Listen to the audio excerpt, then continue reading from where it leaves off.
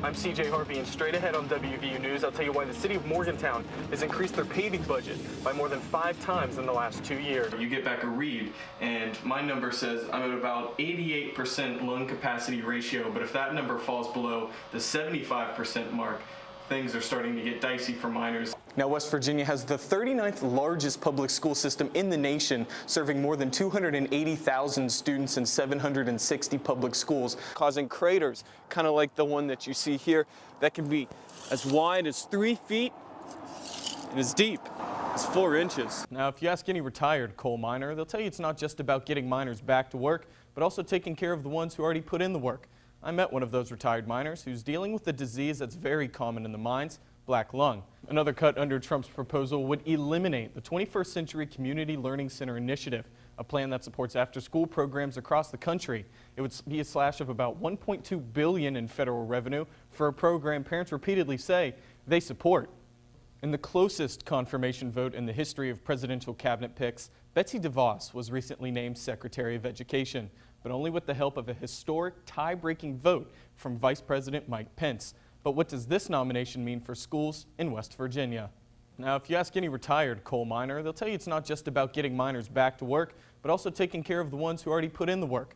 I met one of those retired miners who's dealing with a disease that's very common in the mines, black lung. And now he and others are asking lawmakers for help. This is Michael Lopich, a retired coal miner who spent more than 30 years working underground, but 2 weeks ago was diagnosed with the most advanced stage of lung cancer, black lung, an incurable disease still plaguing thousands of coal miners nationwide. I can't do any real sustained work around the house. I do things, but you know, it's real easy to just be outwinded and fatigued and stuff like that. So playing with my grandkids is just so much I can do. An investigation by NPR found that the rate of black lung among miners may be 10 times higher than previously expected.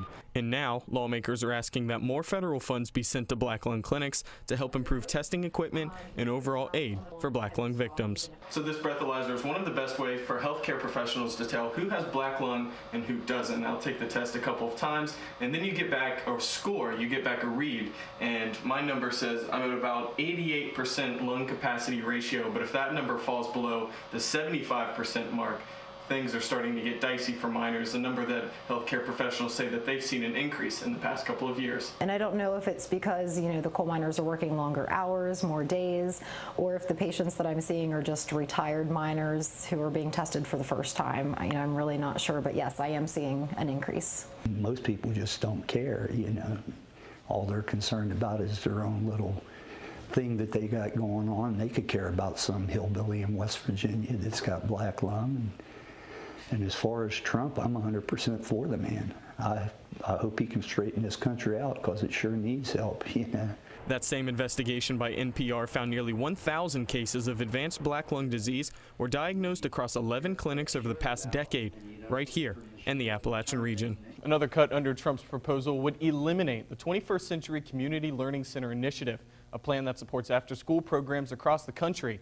It would be a slash of about $1.2 billion in federal revenue for a program parents repeatedly say they support.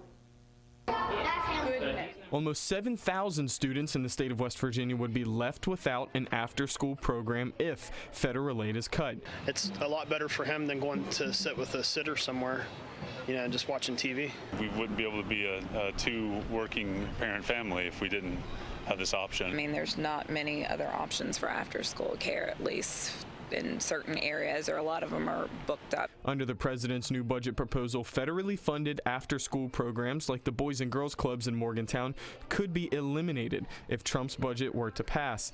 Dennis Paluga is the director of the Boys and Girls Clubs in Morgantown, and he says those cuts could disrupt those students' educations and also hurt their families at the same time. There's a lot of advantages. We look at our programs as we don't only serve the kids, but we serve the family. You know, if the family's doing well, the kid's probably going to do better than if the family's doing poorly. According to the U.S. Department of Education, students participating in federally funded after-school programs saw an increase of about 76% in their class participation and a 73% bump in their overall academic performance. Currently, over 50,000 students in West Virginia are part of an after-school program. In the closest confirmation vote in the history of presidential cabinet picks, Betsy DeVos was recently named Secretary of Education, but only with the help of a historic tie-breaking vote from Vice President Mike Pence. But what does this nomination mean for schools in West Virginia? Betsy DeVos is a reported billionaire with no experience in public education. But how will her role in Washington impact students here in West Virginia? Sam Burnett has been an educator in the public school system for 27 years, and he's an executive board member of the American Federation of Teachers. Her philosophy basically drains money from public schools and allows that money to be channeled outside of those schools, basically destroying them. Now, the AFT did protest DeVos's nomination because of her headline ideas such as voucher plans and charter schools, because Burnett says those programs could also drain public school funding in West Virginia. So we have some counties that have only one high school and one elementary school.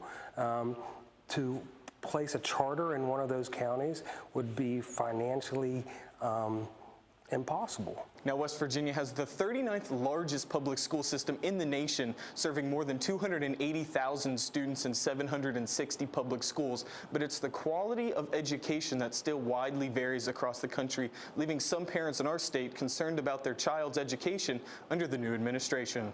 I understand she's an advocate for choosing your own school, which I think could give parents options.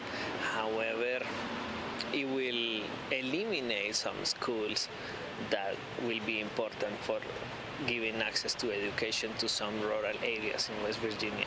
But DeVos has vowed to challenge the status quo interests in education, giving parents more options such as vouchers, educational savings accounts, and homeschooling.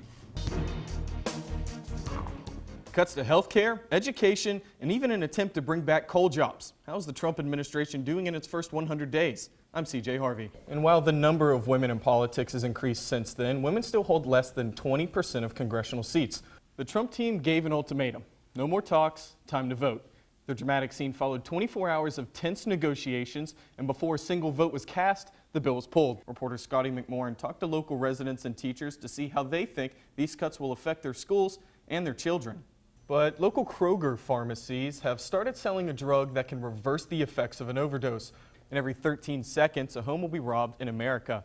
But how many of those break-ins can be avoided by simply locking your doors and your windows? The regular legislative session ended on Saturday, April 8th, but that didn't stop West Virginia Governor Jim Justice hitting the streets recently on a Save Our State tour. However, many Americans may not understand what it's like living in conditions for people wanting to come to America. And every time I hear that song, I get goosebumps. It gets me every time.